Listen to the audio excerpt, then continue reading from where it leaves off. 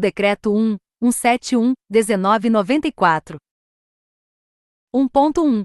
Conceito de servidor público.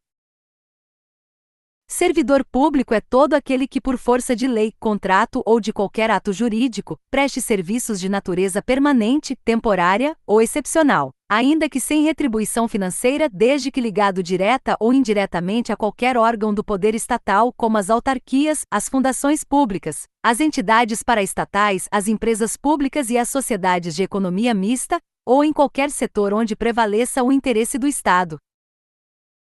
1.2. Vedações. O uso do cargo ou função, facilidades, amizades, tempo, posição e influências, para obter qualquer favorecimento, para si ou para outrem. Prejudicar deliberadamente a reputação de outros servidores ou de cidadãos que deles dependam. Ser, em função de seu espírito de solidariedade, conivente com erro ou infração a este código de ética ou ao código de ética de sua profissão.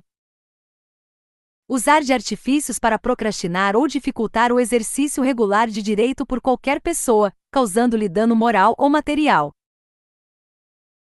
Deixar de utilizar os avanços técnicos e científicos ao seu alcance ou do seu conhecimento para atendimento do seu mister.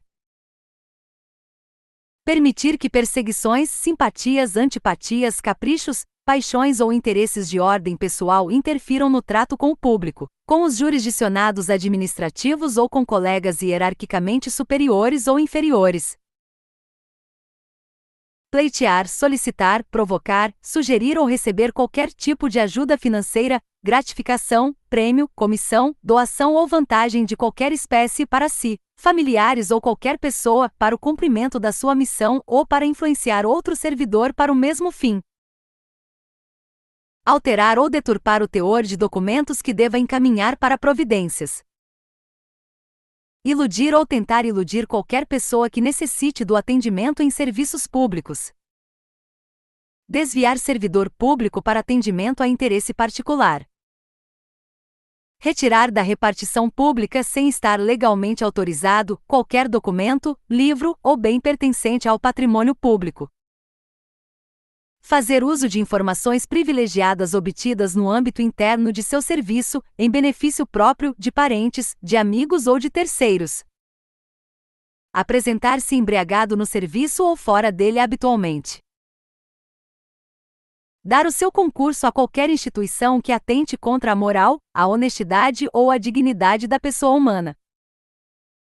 Exercer atividade profissional aética ou ligar o seu nome a empreendimentos de cunho duvidoso. 1.3. Regras deontológicas. A dignidade, o decoro, o zelo, a eficácia e a consciência dos princípios morais são primados maiores que devem nortear o servidor público, seja no exercício do cargo ou função, ou fora dele, já que refletirá o exercício da vocação do próprio poder estatal. Seus atos, comportamentos e atitudes serão direcionados para a preservação da honra e da tradição dos serviços públicos. O servidor público não poderá jamais desprezar o elemento ético de sua conduta. Assim, não terá que decidir somente entre o legal e o ilegal, o justo e o injusto, o conveniente e o inconveniente, o oportuno e o inoportuno, mas principalmente entre o honesto e o desonesto, consoante as regras contidas no artigo 37, caput, e 4 graus, da Constituição Federal. A moralidade da administração pública não se limita à distinção entre o bem e o mal, devendo ser acrescida da ideia de que o fim é sempre o bem comum. O equilíbrio entre a legalidade e a finalidade na conduta do servidor público é que poderá consolidar a moralidade do ato administrativo. A remuneração do servidor público é custeada pelos tributos pagos direta ou indiretamente por todos, até por ele próprio, e por isso se exige como contrapartida, que a moralidade administrativa se integre no direito, como elemento indissociável de sua aplicação e de sua finalidade, erigindo-se, como consequência, em fator de legalidade. O trabalho desenvolvido pelo servidor público perante a comunidade deve ser entendido como acréscimo ao seu próprio bem-estar, já que, como cidadão, integrante da sociedade, o êxito desse trabalho pode ser considerado como seu maior patrimônio. A função pública deve ser tida como exercício profissional e, portanto, se integra na vida particular de cada servidor público. Assim, os fatos e atos verificados na conduta do dia a dia em sua vida privada poderão acrescer ou diminuir o seu bom conceito na vida funcional. Salvo os casos de segurança nacional, investigações policiais ou interesse superior do Estado e da administração pública, a serem preservados em processo previamente declarado sigiloso nos termos da lei, a publicidade de qualquer ato administrativo constitui requisito de eficácia e moralidade, ensejando sua omissão comprometimento ético contra o bem comum, imputável a quem a negar. Toda pessoa tem direito à verdade. O servidor não pode omiti-la ou falseá-la, ainda que contrária aos interesses da própria pessoa interessada ou da administração pública. Nenhum Estado pode crescer ou estabilizar-se sobre o poder corruptivo do hábito do erro, da opressão ou da mentira, que sempre aniquilam até mesmo a dignidade humana quanto mais há de uma nação. A cortesia, a boa vontade, o cuidado e o tempo dedicados ao serviço público caracterizam o esforço pela disciplina. Tratar mal uma pessoa que paga seus tributos direta ou indiretamente significa causar-lhe dano moral. Da mesma forma, causar dano a qualquer bem pertencente ao patrimônio público, deteriorando-o por descuido ou má vontade, não constitui apenas uma ofensa ao equipamento e às instalações ou ao Estado, mas a todos os homens de boa vontade que dedicaram sua inteligência, seu tempo, suas esperanças e seus esforços para construí-los. Deixar o servidor público qualquer pessoa à espera de solução que compete ao setor em que exerça suas funções, permitindo a formação de longas filas, ou qualquer outra espécie de atraso na prestação do serviço, não caracteriza apenas atitude contra a ética ou ato de desumanidade, mas principalmente grave dano moral aos usuários dos serviços públicos. O servidor deve prestar toda a sua atenção às ordens legais de seus superiores, velando atentamente por seu cumprimento, e assim, evitando a conduta negligente. Os repetidos erros, o descaso e o acúmulo de desvios tornam-se, às vezes, difíceis de corrigir e caracterizam até mesmo imprudência no desempenho da função pública. Toda ausência injustificada do servidor de seu local de trabalho é fator de desmoralização do serviço público, o que quase sempre conduz à desordem nas relações humanas. O servidor que trabalha em harmonia com a estrutura organizacional, respeitando seus colegas e cada concidadão, colabora e de todos pode receber colaboração, pois sua atividade pública é a grande oportunidade para o crescimento e o engrandecimento da nação. 2. Ética x moral. 2.1 Conceito de ética.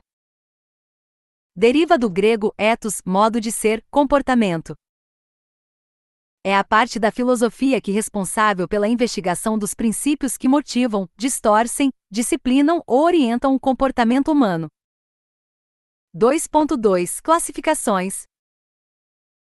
Ética moral. Valoriza a conduta autônoma e fruto da vontade livre do agente moral ética dos bens. Esta linha considera que o comportamento humano se orienta pela busca de um bem, o bem que ordena a ação humana, o bem supremo ética dos valores. A ação ética não está na concepção de um dever propriamente dito, mas na ideia de que todo dever tem fundamento em um valor ética empírica. Todo conhecimento advém da experiência, do que pode ser aprendido com o mundo externo. Baseia-se na constatação da vida moral dos seres humanos, não questionando o que deve ser feito por cada um, mas o que cada pessoa efetivamente faz.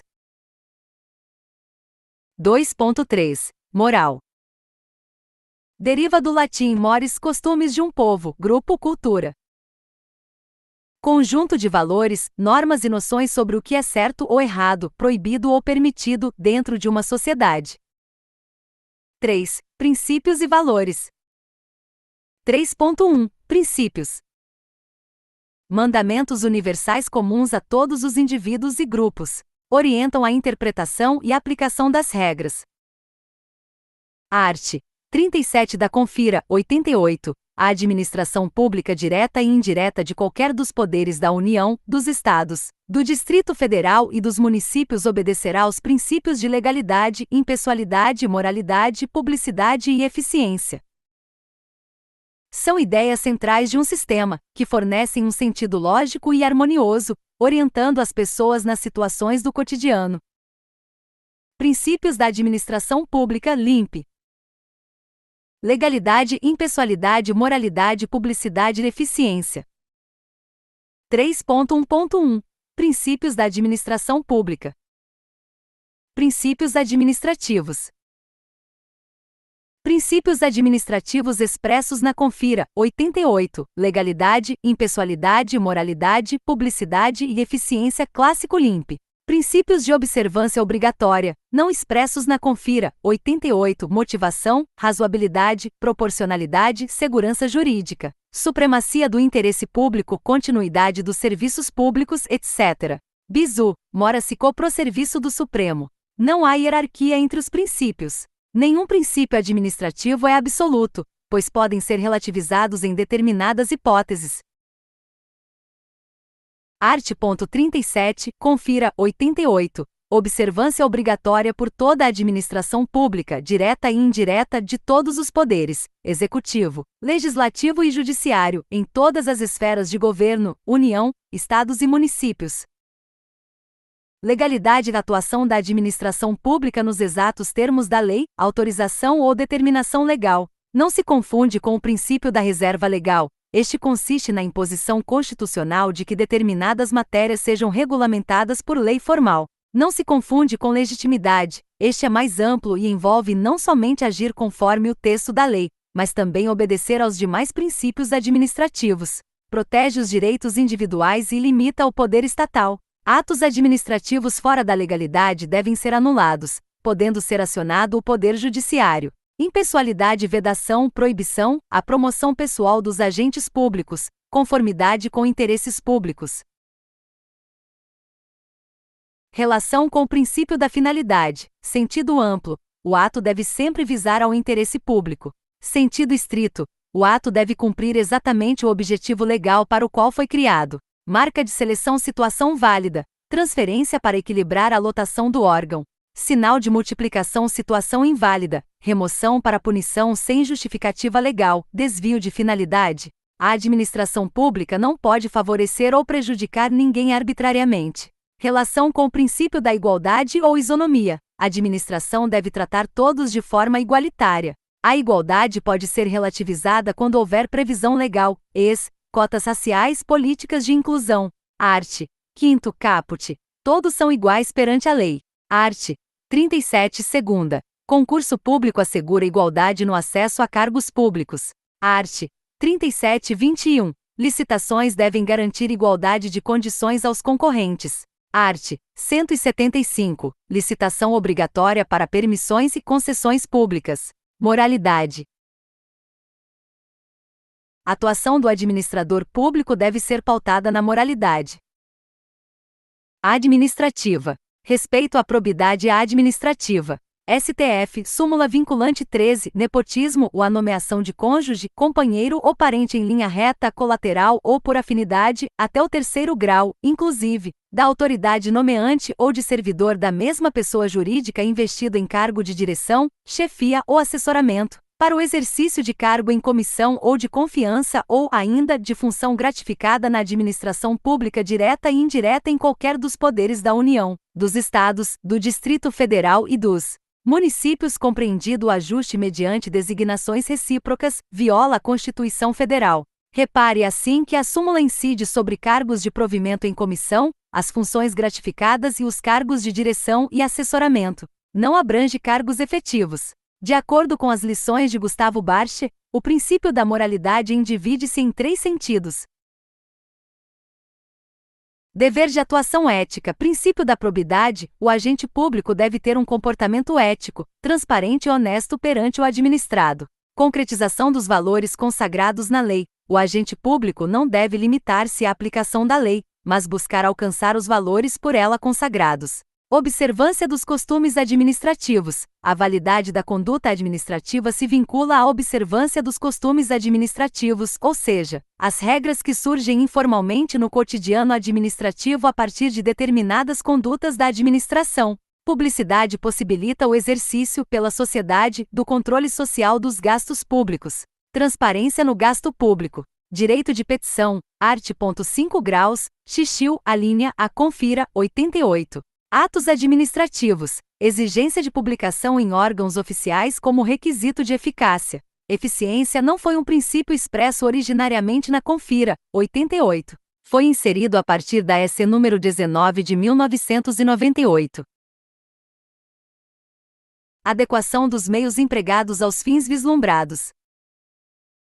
Espera-se a melhor atuação possível, a fim de obter os melhores resultados.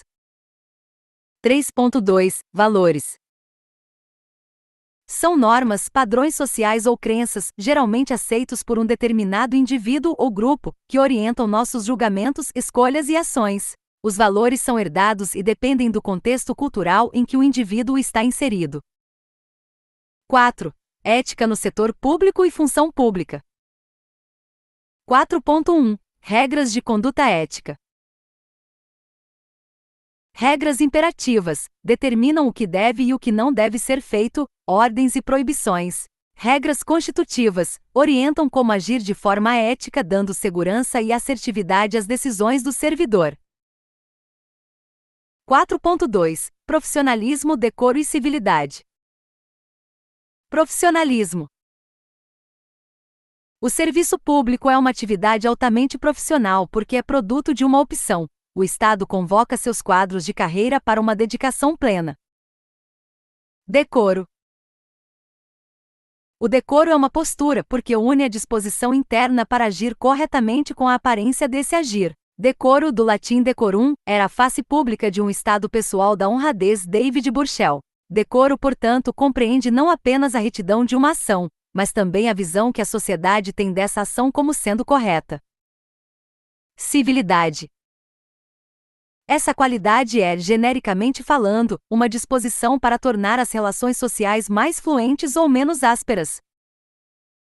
Quanto mais competição e conflito existirem no contexto dessas relações sociais, mais necessária será a civilidade, especialmente quando o Estado é o mediador desses conflitos. Fonte: https://repositorium.enap.gov.br/bitstream/1/3042/1/M C3 porcentagem B3 dulo porcentagem 203 porcentagem 20 porcentagem 20 porcentagem 5. Cidadania e democracia. 5.1 Cidadania. Cidadão é o indivíduo no gozo dos direitos civis e políticos de um Estado. Cidadania é a qualidade de ser cidadão e, consequentemente, sujeito de direitos e deveres. A cidadania é uma relação harmoniosa entre as expectativas dos cidadãos e a atuação estatal. É o ideal a ser alcançado por qualquer sociedade. A cidadania deve ser entendida como um processo contínuo, uma construção coletiva que almeja a realização gradativa dos direitos humanos e de uma sociedade mais justa e solidária. Relação com a ética. A cidadania conecta ética e democracia. Ser cidadão é agir com responsabilidade ética diante da sociedade. Como vivemos em sociedade, nossas ações afetam os outros e vice-versa. Tipos de cidadania. Cidadania ativa. O cidadão se envolve na vida política e social. Participa de movimentos sociais, conselhos, fiscaliza o poder público. Usa ferramentas como portais da transparência. Tem consciência ética e busca transformação social. Cidadania passiva. O cidadão se limita a votar e cumprir deveres formais. Não acompanha nem fiscaliza os representantes. Não se engaja politicamente, sendo apenas espectador da vida pública. Dimensões da cidadania. Civil refere-se aos direitos individuais e liberdades fundamentais. Direito à propriedade, igualdade perante a lei. Política relaciona-se à participação na vida política. Inclui o direito de votar e ser votado. Social engloba direitos ligados ao bem-estar. Saúde, educação, previdência social. 5.2 Democracia. Deriva do grego, democratia, surge em Atenas, berço da democracia. Regime político em que a soberania, o poder é exercido pelo povo. Art. 1. Da Confira, 88, parágrafo único. Todo o poder emana do povo, que o exerce. por meio de representantes eleitos ou diretamente nos termos desta Constituição.